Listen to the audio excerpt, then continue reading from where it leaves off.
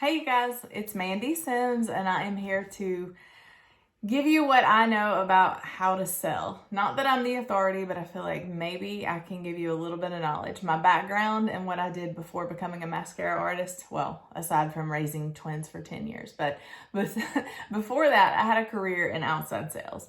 And there's a little bit that I have used from my previous career in my business here that I feel like has helped. And I just wanted to run down a little bit of a list that tells you kind of like, okay, you're starting out, this is what you do, versus like, okay, I'm moving on down the line and where do I go from here? So first and foremost, when you are a brand new mascara artist, where do you start? Like, how do you launch your business? What do you do? The most important thing that I feel like you can do is reach out to what we call your warm market. These are your friends and your family and the people that want to support you. They want to help you grow. They want to help you do well. They want to help you succeed. Reach out to those people. Ask them if they can, if they'll be willing to let you borrow their face. Can you do a makeover on them? There's a few things that this is going to do. This is going to help you perfect your craft. It's going to help you gain confidence in applying the makeup and in your color matching skills. It's going to build your customer base. And all in all, it's just going to give you the confidence that you need to kind of move on to the next level of making the sale. So when we talk about making the sale, there's a few important like keywords and key phrases and just the way that you need to feel when you're talking to somebody about the makeup. Initiate a yes. Every time I do a makeover or when I'm talking to someone online, I put out there and just let it be known that this is the best makeup. There's not room for a question. Like, no, this is amazing and this is going to help you. This is going to improve your life. Here's why. Like, you have to stand firm and you have to be, you have to feel it. And once you've started in phase one with your warm market and you've perfected your craft, you will feel it and you'll know that this is in fact the best thing that they can do. So you'll feel strong and you'll have the right words. You'll say the right things, but initiate that yes. Yes, you look beautiful. Yes, it will improve your skin. Yes, it diminishes fine lines. Use the language that evokes positivity and that makes them feel confident in their decision as well. So step one, also don't be afraid to help. Think of this as a service. A lot of people are afraid of being, I don't want to be salesy. We hear that all the time. I don't want to be salesy. What does that even mean? It means you're trying to sell something to someone that they don't need or want. So you have to change your mindset. You are helping someone to improve their self-confidence and their well-being. I believe that to my core, that what we do instills confidence in other women. So when you believe that, you'll feel it, and that's how you need to go about this business. You're not trying to sell someone makeup. You're trying to improve their self-esteem. You're trying to help them feel more beautiful and confident in their own skin. And when they see that you feel that, they will in turn feel that. So it takes the sales element off. They will want it just because you feel so strongly about it. Okay, next, own your business. And that means use words like we, us. We feel like this is our favorite. When you feel like you are a part of a company and you represent it, it's subtle things like that, just language that really can tell a customer that, she stands behind this, she believes in this. And when you believe in that, they feel that too. So they, again, are more confident. They trust you. And that leads me to my next point. So no one likes anyone that sounds like a manuscript. Nobody wants to feel like, we've all gotten the DMs, right? We've all gotten the DMs where, hey girl, I don't even need to go on because we've all felt that. We know when you have written that message before. We know when you have said the same things to someone else. No one likes that.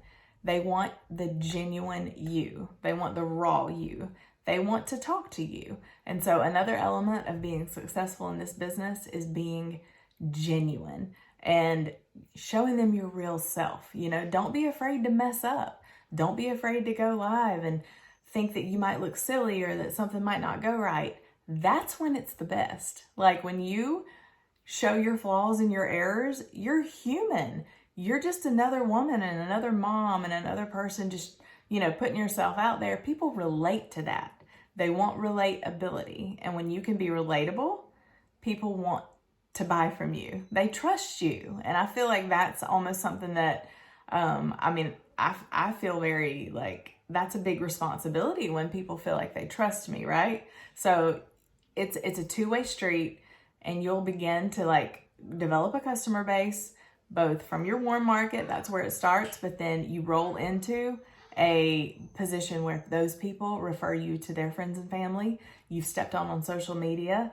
You've become someone that they trust. They may not know you, but they feel like they do. You're showing your life. You're showing your true self. You're sharing what you love. And once you do all those things, you then become someone that people look up to. They want to buy what you're selling, even though you don't feel like you're selling it, right?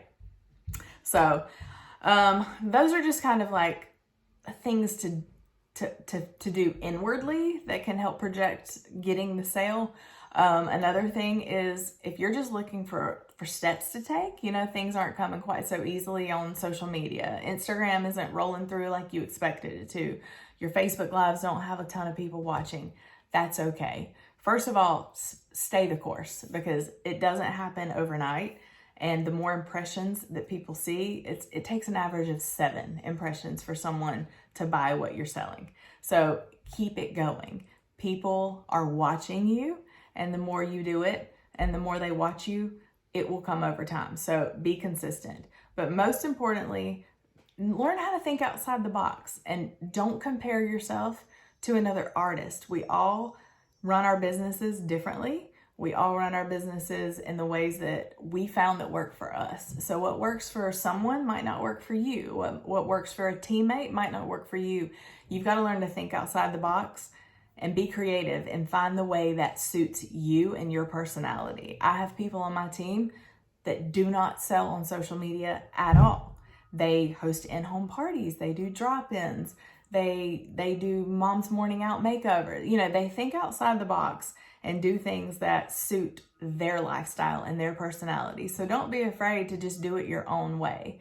For instance, I thought of a few things that if you're struggling with like an online situation, what could you do at home? A few things I've tossed out to my team. Host mommy and me makeovers. Do something at your house where moms and daughters can drop in. Host teenage contour classes. Teens, this makeup is made for teenagers. Mom might be interested too. She brings her teen, it's good for her skin. Mom and daughter then are interested in what you're doing. Do pamper parties. Host a favorite things parties with people you work with. There's so many ways to think outside the box to get yourself some sales that don't just involve going on social media and being live, although I do think that that's an amazing way to sell. So long story short, do what you find confidence in and where your personality shines and where you see yourself being the most genuine. People will relate to you, and they will want to ask you about what it is that you have found so important. The more you share, the more they want to know. Sorry, I'm talking with my hands so much. And then last thing, as far as social media goes, I feel like a lot of people get stuck into this like stock photo. Our feed has to be perfect. Our feed has to be pretty. Don't think of it that way. Please just be real and be you and be raw and genuine. It all ties in together. That's what people relate to. And the more you that they see, the more they want to learn. And so you can throw in your makeup and then they'll say, wow, like, I want to know more about that. I like following you and I want to know more about that. So hope that was helpful. And yeah, that's how I sell.